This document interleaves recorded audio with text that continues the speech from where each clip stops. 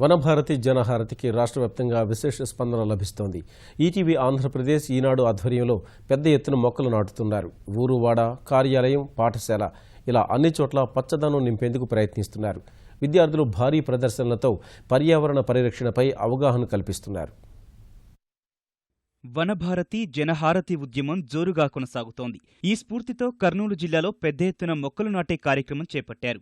శాసనసభ్యుడు ఎస్వి మోహన్ రెడ్డి ఆధ్వర్యాన నగరం సమీపంలోని జోహరాపురంలో ఒకే నిమిషంలో 1116 మొక్కలు నాటారు. ఈ కార్యక్రమానికి ఉప ముఖ్యమంత్రి కేఈ కృష్ణమూర్తి, కలెక్టర్ విజయ్ మోహన్ హాజరయ్యారు.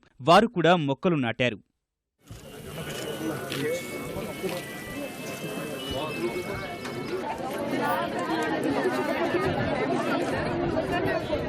ఎప్పుడైతే మనం వృక్షాన్ని రక్షిస్తామో అది మనల్ని రక్షిస్తుంది.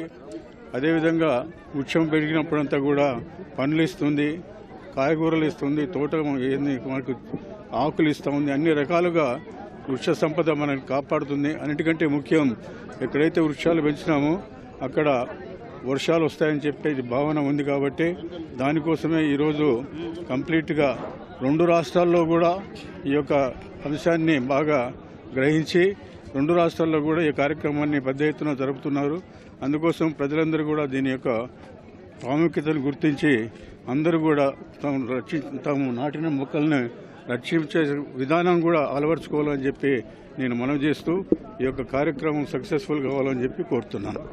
అనంతపురం జిల్లా షెట్టూరు మండలం మర్రిస్వామి కొండ వద్ద ఈటీవీ ఆంధ్రప్రదేశ్ ఈనాడు ఆధ్వర్యంలో 3000 మొక్కలు నాటారు. ఈ కార్యక్రమంలో ఎమ్మెల్యే హనుమంతరాయ్ చౌదరి పాల్గొన్నారు. కడప జిల్లా మైదుకూరులో ఆదిత్య యోగా కేంద్రం అభ్యాసకులు కృష్ణదేవరాయల కళాక్షేత్రం ఉద్యానవనంలో మొక్కలు నాటారు. చిన్నారులు, మహిళలు సైతం ఉత్సాహంగా కార్యక్రమంలో పాల్గొన్నారు. బద్వేలు శ్మశాన వాటికలో 300 మొక్కలు నాటారు.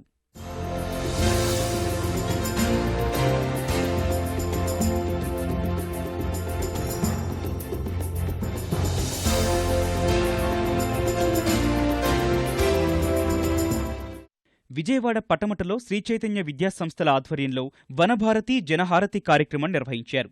విద్యార్థులతో కలిసి ఎమ్మెల్యే గద్దె రామ్మోహన్ రావు మొక్కలు నాటారు. ఆ తర్వాత మొక్కల పెంపకంపై అవగాహన కల్పిస్తూ విద్యార్థులు ర్యాలీ నిర్వహించారు.